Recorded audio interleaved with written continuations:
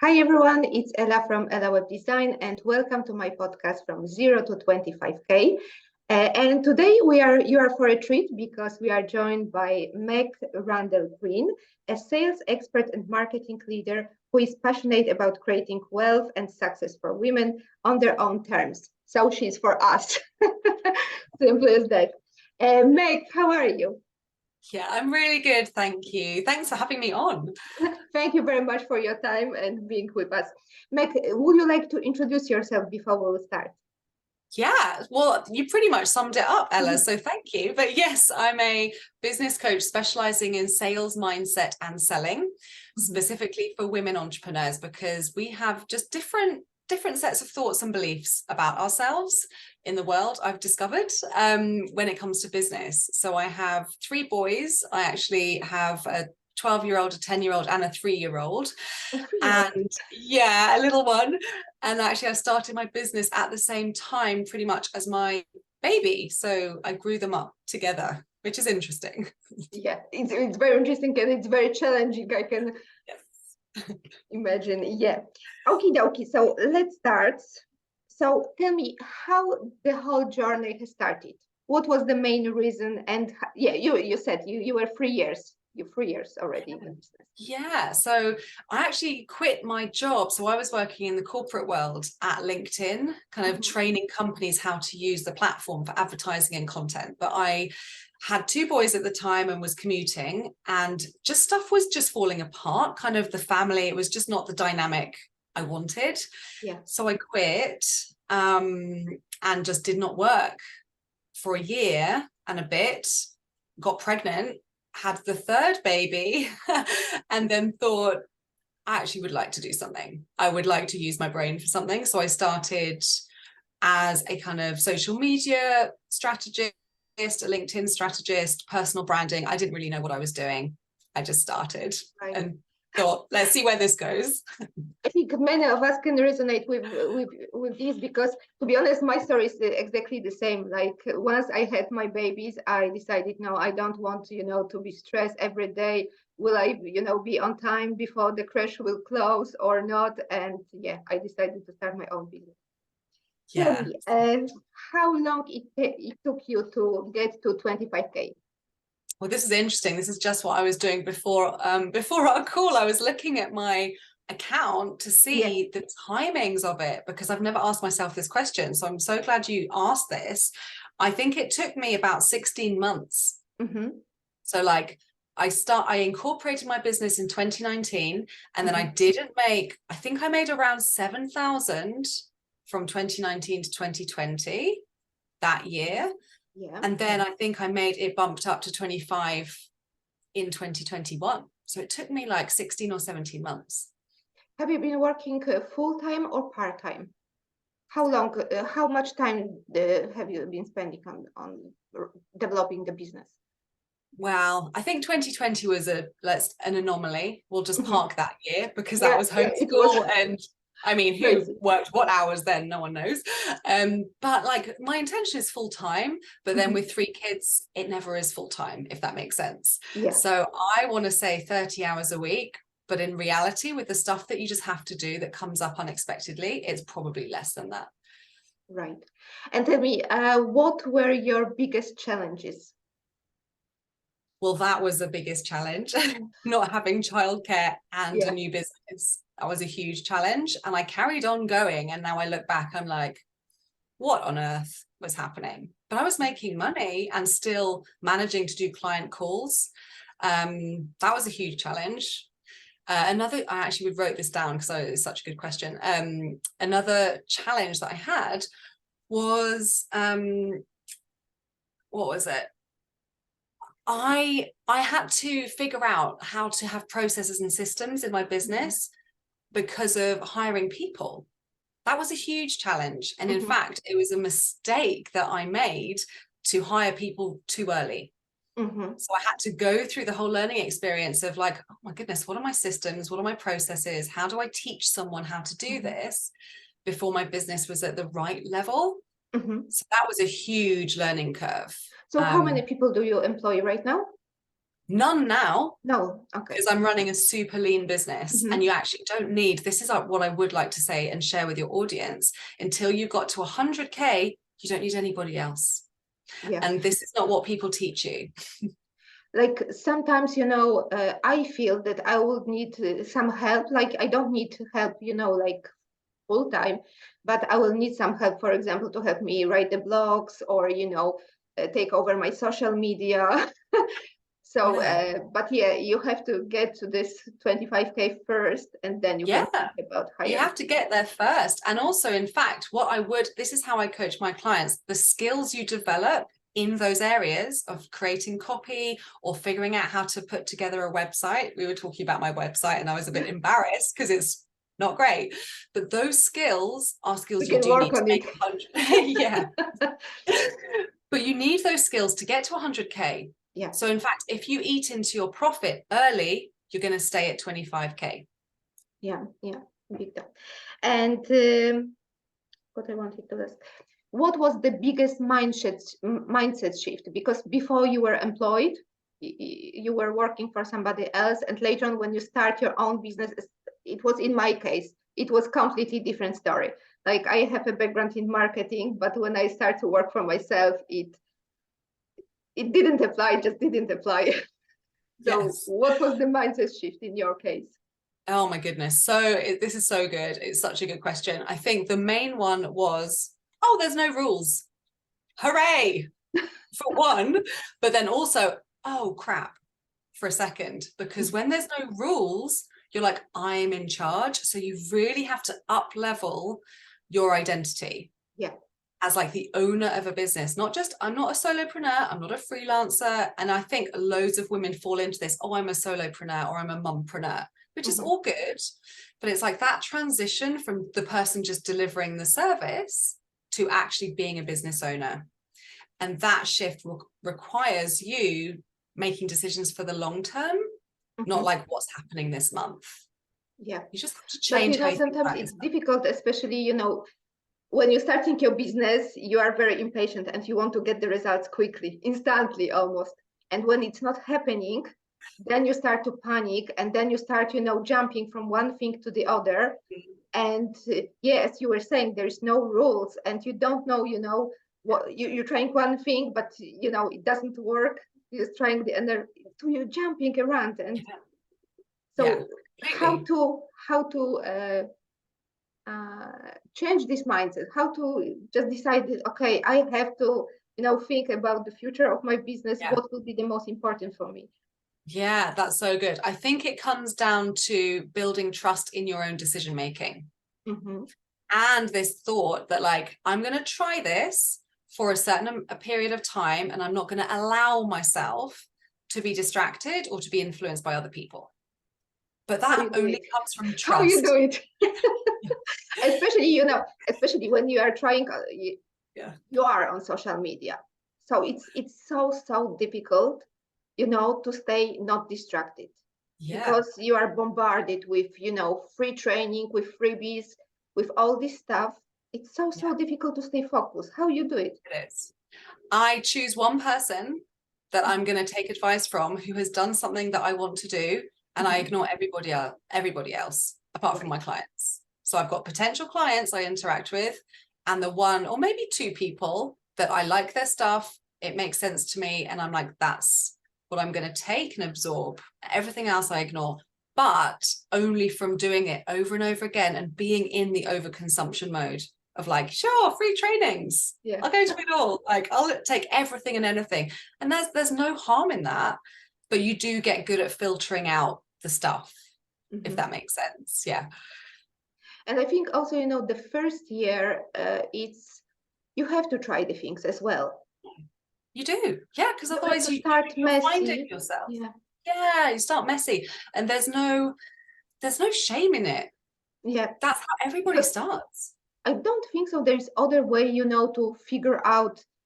I don't think so. There's many people who know straight away, this is my ideal client, I want to do this, and it will be fulfilling and so on. You have to try different things to niche down, to figure out what you really want to do. Yeah. But you have to honor, like with the mindset of like, great, I'm going to try out the stuff. This is going to be my experimental phase. Mm-hmm. Just going to take everything on and then I'm going to assess it. But the problem I see, the mistake people making, and the mistake I made, was I didn't stop and slow down enough to do the assessing.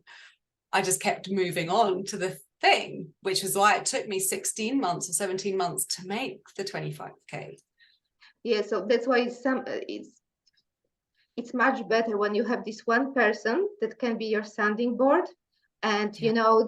she can, or he can, they say what you are doing, like Yeah, to see your milestone, to stop, exactly. to reflect a little bit, Exactly. And that what you doesn't like. have to be, you don't have to pay them. It could just be someone's podcast. It could be somebody's book. Mm-hmm. So you don't have to pay them money. They don't have to be your coach. Mm-hmm. But if you're following a kind of, this is how I choose people that I want to help me. It's like, what have they done before? Do I like the way they're doing it? Mm-hmm. There's so many ways to make 25K, Yeah. but not all of them are going to be the way that suits you Yeah. and your personality. Yeah, because very often, like, there are two kinds. There are people who are very masculine. You have to do this, and this, and you have to, like, there is no excuses. There's no excuses. You have to do it. Like, stick to the plan. Yeah. Or there are people who are taking it more relaxed way, and do what you have inspiration to do today, and things like this. Yeah. So, yeah, just follow the way that you prefer, that resonates. And also, it's like everyone's different, everyone's unique. So your own personality, I think this is something that took me a long time to realize in business. I was looking at these people outside of me thinking, maybe I'm going to be like that person, or like that person, or like that style. And it took me that time of messing up over and over again and failing a lot to figure out my style. Yeah. So it just takes time, and people aren't, like you said, we're really impatient. We want it yesterday. We're like, they're my clients. But when you rush through that stuff to get to a result, you're missing almost the best part of the journey, which is figuring out your unique way, the way you like to be. Yeah, that's true. And tell me, because recently I was listening to your interview with John, and you said something that first you have to sell to yourself, to believe in yourself first, in order to sell to other people. And I totally agree with you, because with me it was exactly the same. Because when you're an employee, you just, you're doing, there's a company plan, right? Company marketing plan, and you're just doing the task to execute this plan. And here you are the CEO, so you have to make plan yourself and execute it yourself. So you have to, it's a little bit different competencies as well. Totally. Yeah. So you have to learn to it, and you have to later on, and it will give you the confidence later on to sell to other people. Yeah. But I also want to suggest that you can go out and sell to people messily first, because the more action you take, the more you realize that when things fail or people say no, or like, I've had people laugh at me on a sales call and hang up. But when you have that experience, you're like, oh, this is actually not that scary. Someone can laugh at me and it doesn't bother me, because I know that what I have is good. I just have to get better at saying it. Yeah, exactly. Now, the next question. What were your steps and milestones? Because you said that you started and there was nothing happening, so there was a messy action, imperfect action. So what has happened that really moved your business forward? Yeah.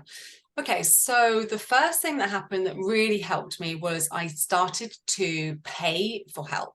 So coaching help, because I was in this period of just like free trainings, absorb all the free stuff, like every webinar, go on everything, until I was like, well, I'm trying all this stuff of all these different actions and none of it's working. I need one-to-one help. So I just signed up for like an affordable one-off session with this lady that I literally just saw on Facebook once, and I was like, yeah, she'll do. So that's what we did, and it just changed the way it changed my thoughts about my business, if that makes sense. And then the second thing that changed was investing in the thoughts about your business? So the thoughts about my business was, I'm in it for the long term. Like, I'm going to work out how this works was a really good thought. And I'm going to get the help I need to work it out, because I've been doing all this stuff by myself and that's not moving me. So there's something missing that I can't see. So I kind of knew that was happening, especially with selling, because that's my background. So I was like, why isn't this easy? Because I know how to do this. Yeah. So different when it's yourself. Yeah. So I would say that's the first thing. And then the second thing was I invested in a year-long program, like business coaching program, again, with women in the same kind of sphere as me, with a coach who I really liked. And again, that shifted again my thoughts about my business and how serious I was about making that money. And obviously it was helpful and practical and gave me help and support. But the most important shift was like, oh, okay, I'm in it for a year. I'm making this money. Right. But was it more important? Because coaching, it will be around your mindset and it will be also about the strategy. So what was more important for you? Both. Like equal. Yeah, because without the actions, when you're really confused about actions, you can just do a lot of mindset work and then take a lot of actions. But unless you've kind of, it's a difficult one because there's no one way of making the money. It could be 1,000 different paths for 1,000 different entrepreneurs. So it's really difficult to say, oh, that's the one process that works. You have to make every process your own process. Yeah, completely. That makes sense. And I think also it's very important to have this accountability person. Like if you're working with somebody, you will have the person who will like, you have to do the stuff. Like you cannot come up with the excuses all the time. Yeah, completely. And I think that, oh, sorry, go ahead. No, go ahead, finish. I think that leads into one of the, when looking back at that period of time, like the first 2 years, what I would have done differently was not listen to all the opinions about how to grow a business from everywhere, because I spent a lot of money and a lot of time doing things like trying to build PR and publicity.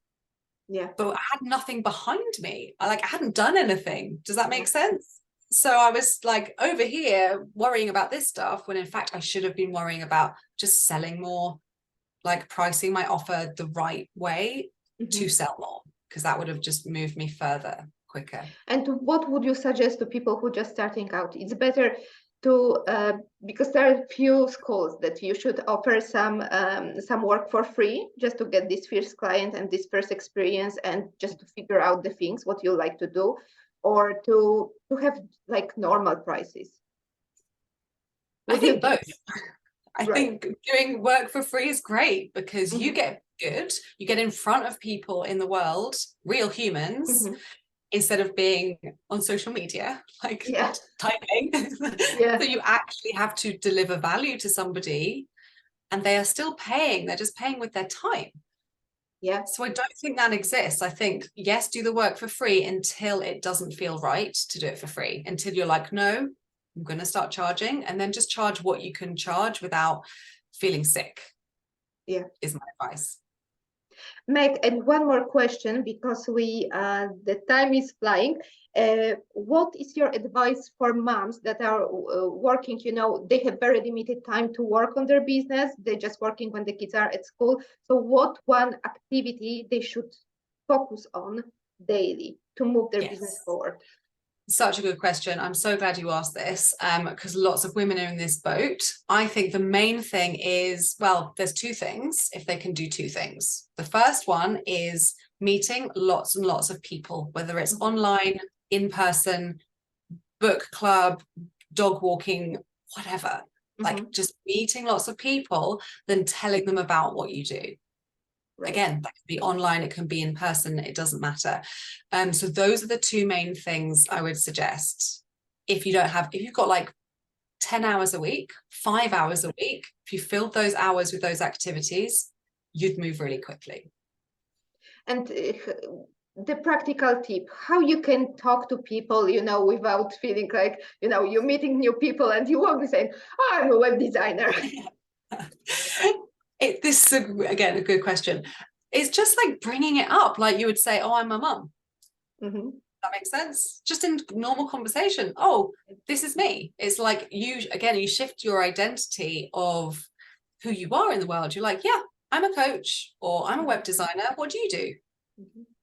I don't mean like walk around with a sign above your head or be weird about it, but just as you practice that, it becomes more natural to say and it. on social, if we'll talk about social media, so what is the best way to meet new people? So just, post on your wall or you try DMs.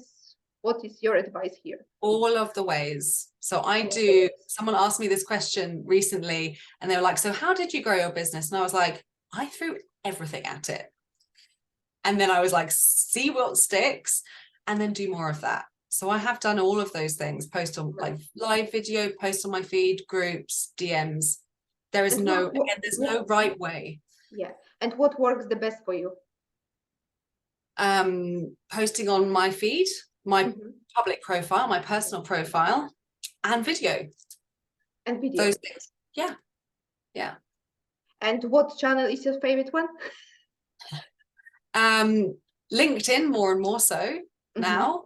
And Instagram, I think. I have like a soft spot for Facebook because that's where I started growing my business, but I can't be on 3 full on. So I have to choose. And I think LinkedIn and Instagram are my 2 that I've chosen, but I dabble. Very good.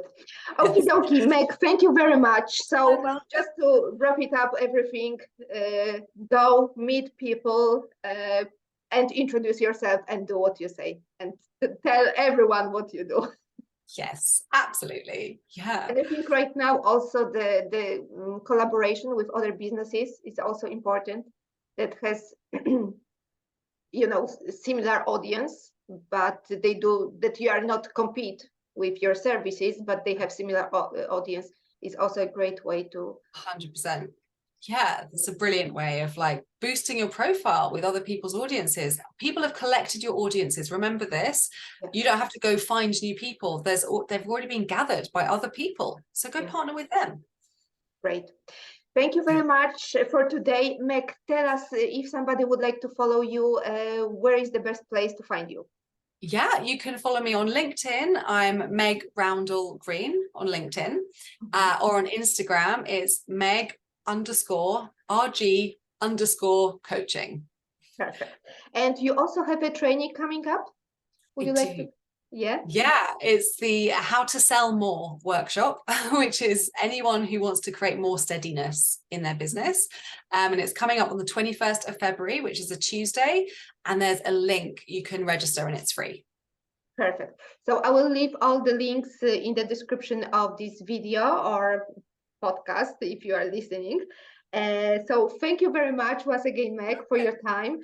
Thank you very much for watching. This is Ela Shumlas, and I will see you next week. Thank you very much. Bye-bye. Bye.